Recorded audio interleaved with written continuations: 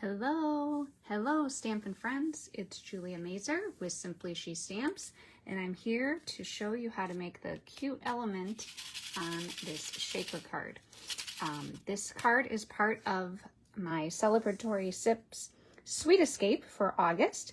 I joined forces with 3 other demonstrators, and we create 12 cards each month and create a PDF which has full color photos and instructions and measurements and all the supplies that you need. So you can get this PDF for free when you purchase the featured suite. In this case, in August, it is Celebratory Sips.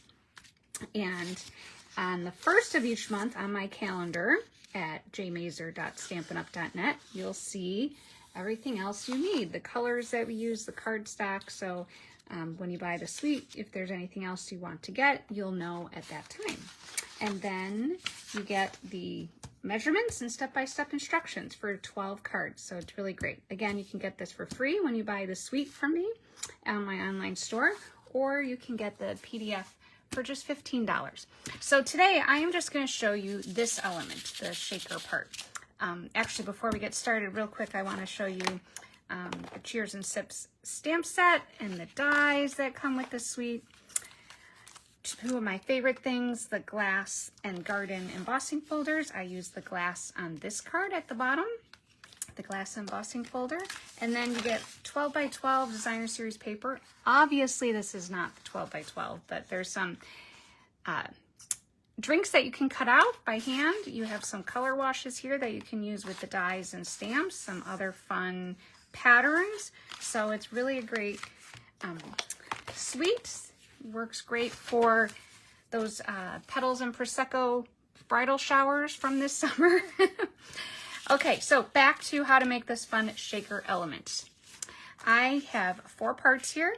I have my designer series paper. This is 2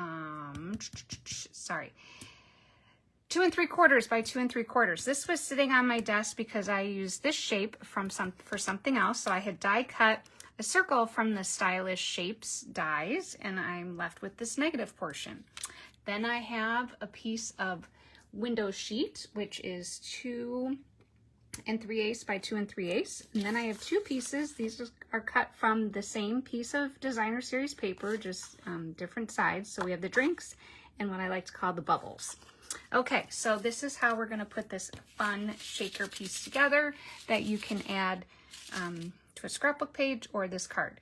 So I flipped over this piece and I'm going to take my glue dots. I'm going to pick them up with my U-pick tool, and I'm going to put them in 4 corners. Actually, I could probably even put that on the dots, but I think this might be a little bit easier.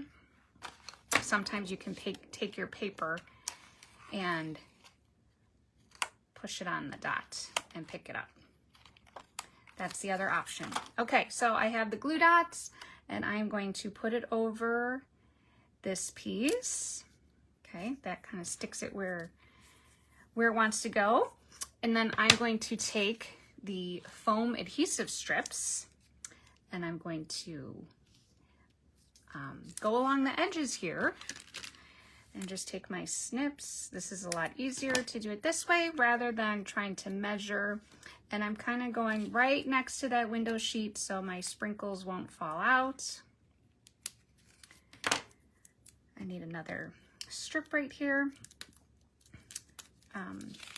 Sometimes it's hard making shaker cards when you use a big piece. That's why I like this card, because it's just a little piece of window sheet and just a little section. Okay, and then our last piece goes right here.